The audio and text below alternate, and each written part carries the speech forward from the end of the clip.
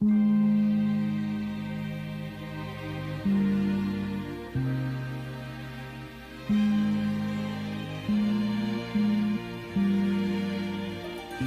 guys, it's Justin.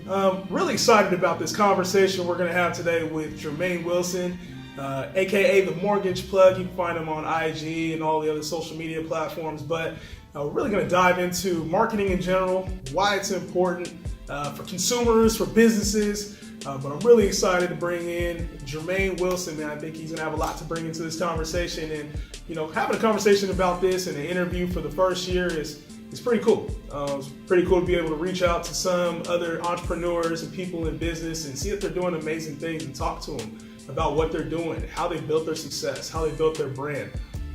Really excited about this conversation today. Check it out.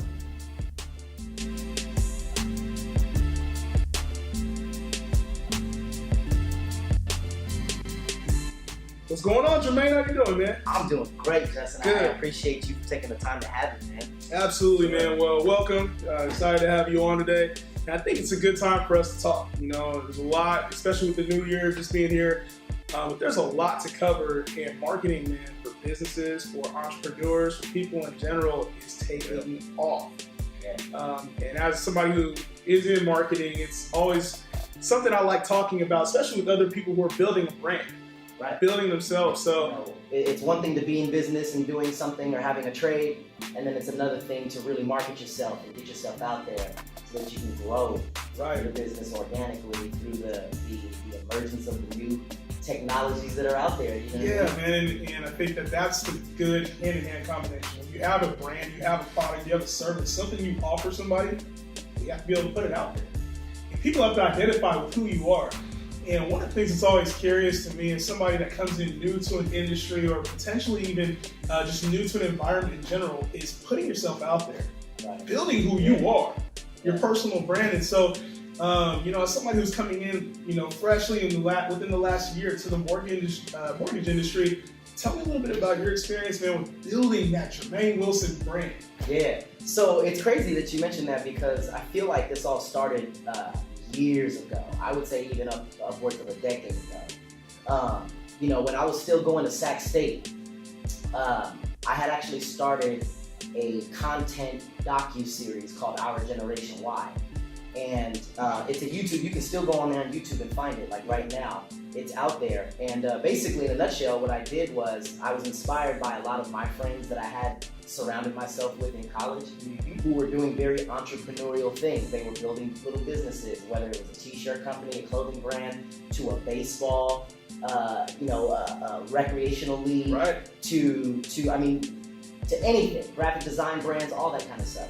And I was inspired by all of this. One thing that, and this was back in like, let's say, I would say about 2010, 09, 2010, 2011. And really, there was no one that I saw documenting any of this. Like, I was really inspired by it.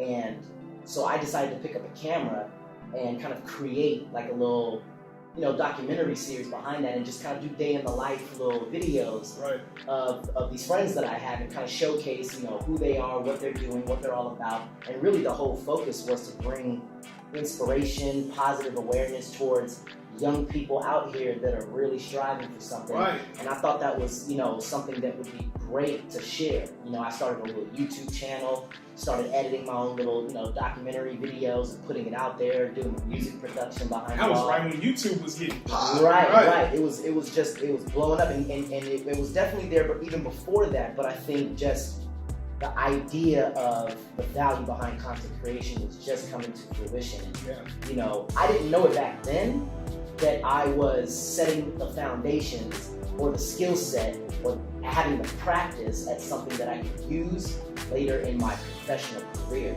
You make a really good point in that kind of laying that groundwork beforehand.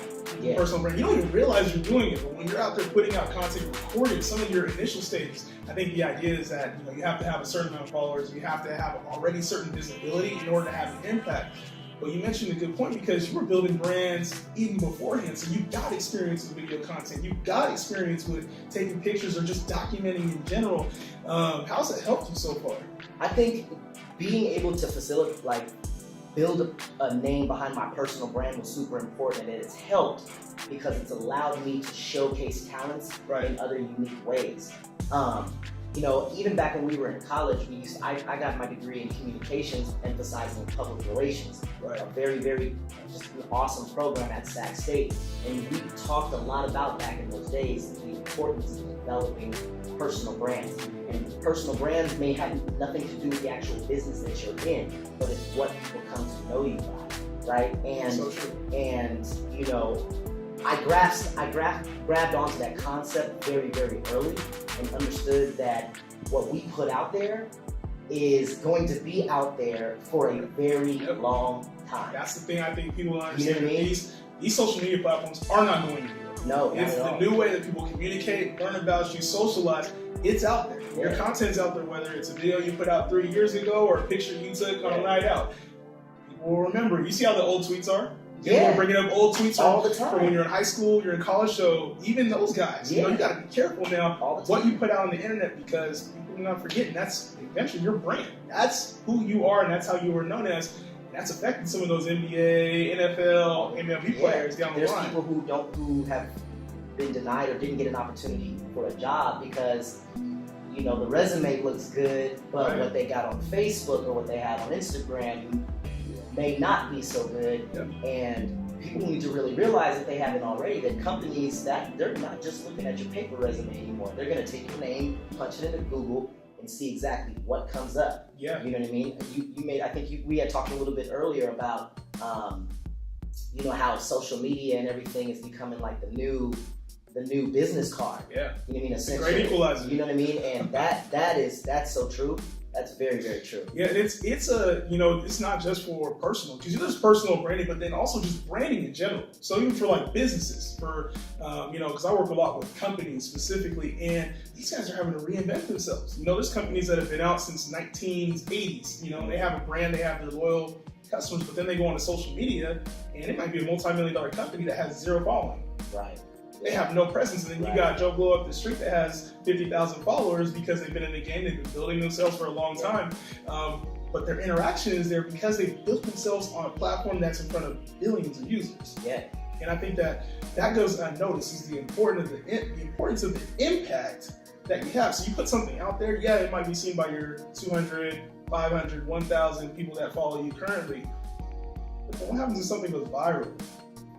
What happens if you start to make your impact 3 years down the line and you still have that content there? Your reach is going to be, it explodes, you know? Absolutely. And for brands, I think that's an important thing, is to realize, okay, maybe it's not going to all be there at the beginning, but as you develop more content, you give more eyes a chance to view your brand. The reach becomes a lot larger, has a wider impact. Like any content we put on now is going to be there years later.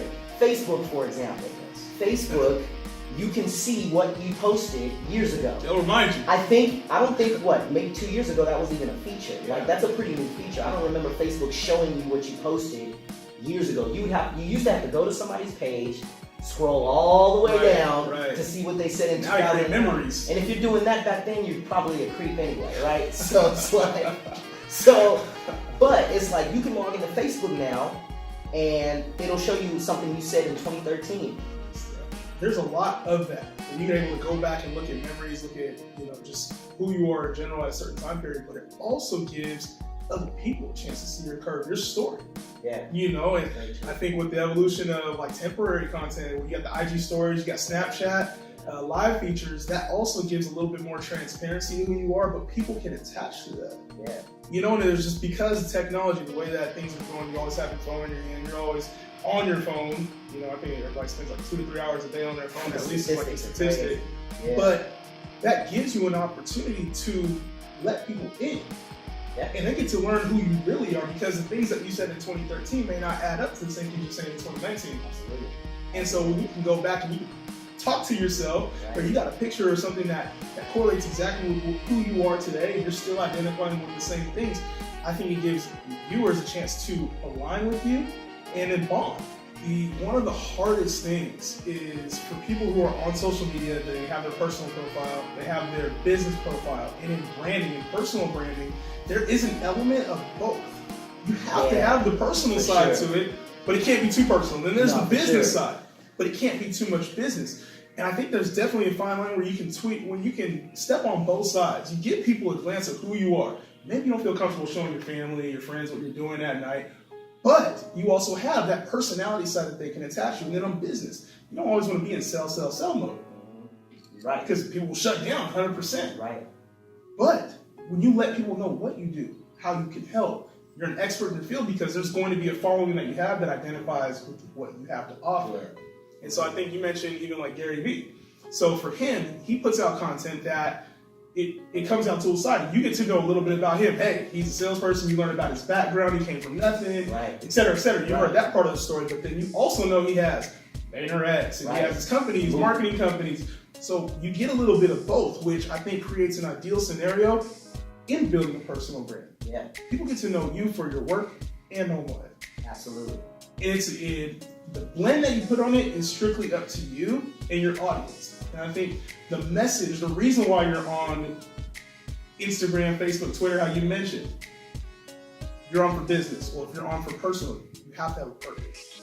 If it's sloppy and you're trying to build a brand, people won't know how to identify with you. You hit the nail on the coffin with that. Like, it's one thing to just put out content, and then there's another thing to put out content with purpose. Yes. As powerful as that can be, it's so crazy how many people still aren't fully tapped in to the advantageous effects of proper ad work on a medium that you're using for free anyway. Yeah. You know what I mean? Like, it's my personal opinion that there's no more domain names, buying websites, all this kind of stuff. Like Wix, places like Wix, for example, places like WordPress. I used to have a WordPress. I used to build websites on Wix, things like that. But it's so funny that, to me, none of that is needed anymore. Because the LinkedIn is the website, the Facebook's the website, the IG is the website now. Right. And you don't even have to pay and register a domain name. Right. More people are visiting your socials versus trying to type in a URL. Unless you have a direct product to sell online or something like that. But I don't know, it's very interesting. Your audience, your clientele can learn so much just off your profiles about you, about your business. So even for a business, you think you have to have a website and it has to have all your information, your products, your services, how to contact us. All of that can be transitioned to social media. And so you're writing blog articles, working on SEO, trying to get your company at the top first page of Google so that you can be found in your location. Well, you can go directly to your audience. 3 billion users on social media, so you can go and target your regional targets. You can target industry specific, people that you think need your product. Yeah. You can target them specifically, comment, like, share, et cetera, engage with your audience. But social media allows you to find your customer. When you're on your website, you put it up there. And they got to come to you. And you got to send everybody to your website and hope they find you.